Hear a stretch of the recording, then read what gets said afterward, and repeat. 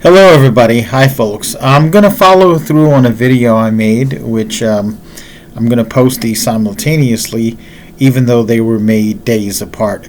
And the video was called How to Break Bones Using Jujutsu. My central thesis is you have to use mostly Japanese Jujutsu and Judo techniques based on Japanese Jujutsu, as well as some outside information like slams often seen in Greco-Roman and freestyle in order to do so. However, there is one method of breaking the opponent's bones specific to certain classical Jiu-Jitsu ryu or styles or schools, which does not exist in Gracie Jiu-Jitsu, which does not exist in Judo, and does not exist in Greco-Roman or freestyle wrestling, but which is probably superior, completely superior, to those methods in how to break a bone, which is, drum roll, and I want you to notice that I have a new table that gives a kind of a better vantage and a little bit more stability in filming, and that is Kobujutsu, the use of classical weaponry. There are many jiu-jitsu schools that in and of themselves teach the use of weaponry. So, for example, when I studied Shobushido Ryu Bujitsu, I got my black belt in that. We learned how to use the sword, but we practiced with a boken. We had no shinken. We had no live blades. We learned how to use a bow. I know people like to call it a bow staff, and I don't mind doing it, but basically a bow is a bow staff, so it's like calling it a staff or a stick staff. But I understand it's a cultural norm, and I respect it. We also did a lot of work with the tanto knife, and we practiced with wooden knives. But I'm going to say this. I probably never talked about this before, but the sensei that I learned from, the late sensei and soke Randy Michael Hutchins, was a Navy SEAL in Vietnam, and part of the training he got was with Michael Achanis, all right, who, at the time was teaching many DOD people then and during the Cold War. So his techniques were based on Hwarangdo, and Hwarangdo techniques have a Chinese flavor to them, but they're improved, modified, changed, specific to Hwarangdo. All right. So I've also noticed there are other traditional Jiu-Jitsu ryu that teach some form of weaponry. The most common is a short stick called a yawara, which doesn't, it might, if this is the size of my fist, it might just be a little bit bigger, sometimes a little bit more, and it's usually held in the middle. And there's also something called a tanbo, which is about this big. There are some pretty painful and vicious techniques, and oftentimes you do an initial strike and then you go into augmenting your jiu-jitsu technique with the tanbo. All right, and I've heard of jiu-jitsu ryu incorporating jo staff, bow staff. Aikido, which is based on aikijitsu. Aikijitsu teaches boken, jo, and long staff, right? So if you have a weapon and you have trained these techniques, you can break someone's bones quite easily. Even a rather inept person taking a jo staff and taking a swing at you, even if you block it, you can break the bones in your arms. All right. Weapons make one deadly, more dangerous than with empty hands. They also can limit you sometimes. So, for example, if I have a bow staff in my hand and I'm fairly skillful, let's say I've been training for a year with a bow staff and I've even found a way to do sparring, I mean, if my opponent gets extremely close to me, I'm a little bit more limited and a little bit more dangerous in my striking. And, I've also seen quite a few techniques where you're sort of in the bind with someone and you use that staff to throw someone or even lock them, right? Aikido people do this with the jo quite a bit.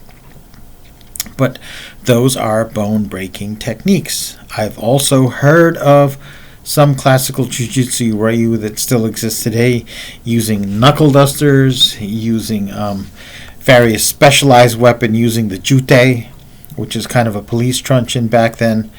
And, of course, with the ubiquitousness of karate and maybe Chinese-based styles like Shaolin Kempo or Shorinji Kempo, there is quite a bit of crossover, right?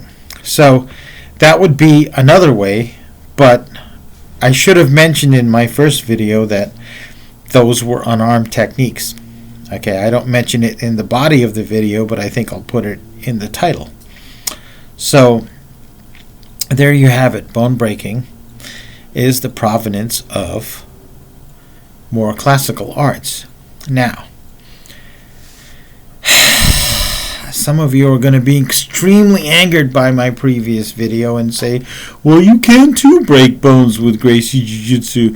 Look at that broken arm that happened. That's a dislocation, friends. A dislocation, to move something, to deviate it from its location, is not the same as a break.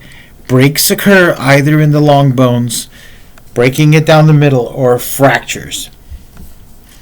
All right, you can even have chips of bone come off. Those are you require impacts or incredibly heavy pressures. I mean, I guess it's conceivable that if you pick up a heavy enough weight, maybe a bone could break, but chances are things would tear and dislocate before they got to that point. All right, so be careful in the gym. Right? I am not making this video series to denigrate Brazilian Jiu-Jitsu.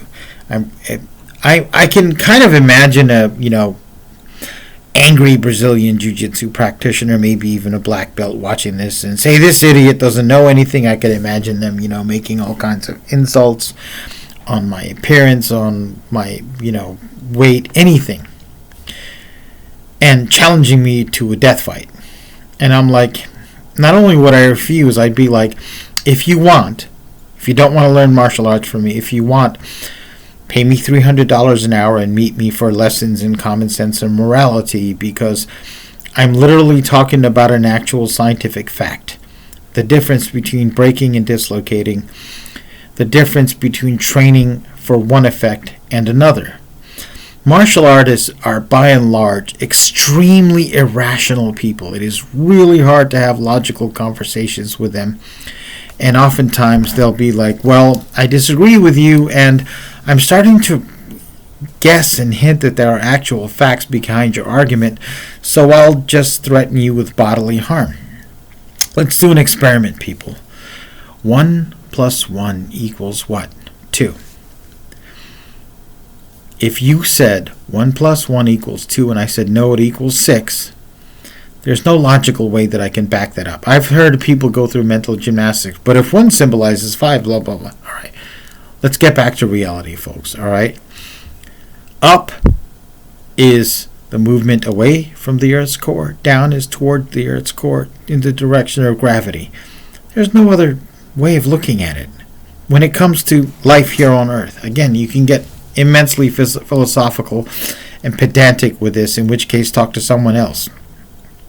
All right, there are actual facts in our level of reality that we have to deal with. Bones break from impacts. Joints dislocate. Combat and violence occur on different areas, in different contexts, in different gradations. I, at my age, with my injuries, even if I went to an MMA gym and trained, for a year, am pretty useless in the cage, right? In my weight class, it's a bunch of young guys, right? That doesn't invalidate anything I say, right? I have knowledge for specific contexts. The Marine Corps trained me how to do combat pistol craft, combat rifle, use of the rifle and shotgun, right? I know that if I, teach you side alignment and side picture, okay, and something called brass F, breathe, relax, aim, squeeze, follow through, right?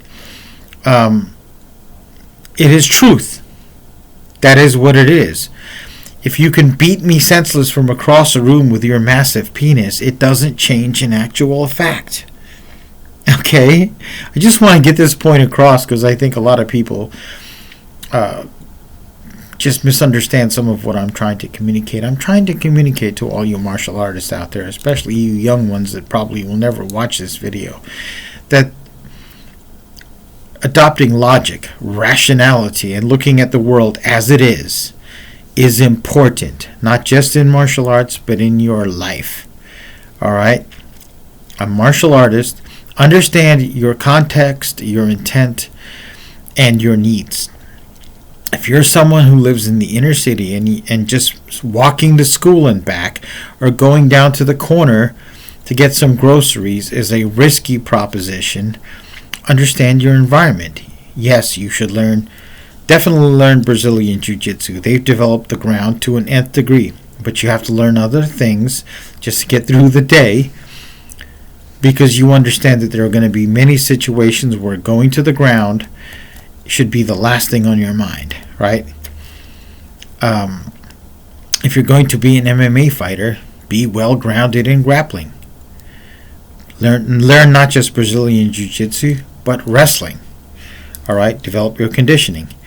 If you're a traditional martial artist, understand that if you decide to cross over, for example, to kickboxing, many of your strikes aren't going to be that useful because you have gloves on and you have constraints, and your intention in throwing certain strikes are one thing, but your opponent, who's done only boxing, has the luxury of throwing the hardest possible punch they can throw. They're less worried about breaking their hands. They're not concerned about targeting vital points, and they focus on conditioning. If you're in their context, you're going to be at a serious disadvantage. So if you want to convert over to combat sport, learn that combat sport. Use your background to give you good training habits, good study habits, the mastery of your body, so on and so forth, the discipline you developed, right? Understand. I guess that's all I want to say. I'm making this video series because I'm just desperately trying and hoping that people become a little bit more rational and logical in their thinking and their application of thinking, and just get away from this idea, well, I'll just attack you because I disagree with you. I don't care about what is, I care about just what I want to be. All right? One final thought. Being this way as a martial artist will actually help protect you against a threat that has been haunting you and will haunt you all your life. It's an opponent that comes after me, and that is yourself. Your own ability to be irrational, your own ability to not face reality, your ability to sometimes instantly make enemies of people that aren't necessarily your enemy, your ability to make rash decisions and statements, right? Looking at things objectively and logically protects you from yourself, okay? And that self is going to be with you until you no longer are, right? And I understand if you interject the spiritual concept of a soul, you'll be like, but I will continue. But will you? If the soul is what animates this body, then you are a combination of the soul and the body and the environment and the context. If I remove you from your body and you keep your soul, you will be somewhere else. Maybe with a new body, maybe existing as a spiritual being. You will not exist on this earth, but in another plane. And you will not be the you that you are now. You will actually be a different creature. I think that's something that applies to all the Abrahamic religions, the Vedic religion, the Buddhist religion, Taoism, and most indigenous religions. If you interject the concept of a soul, you will be a different person. You will be this you in this body until you stop being. Then you may be something else.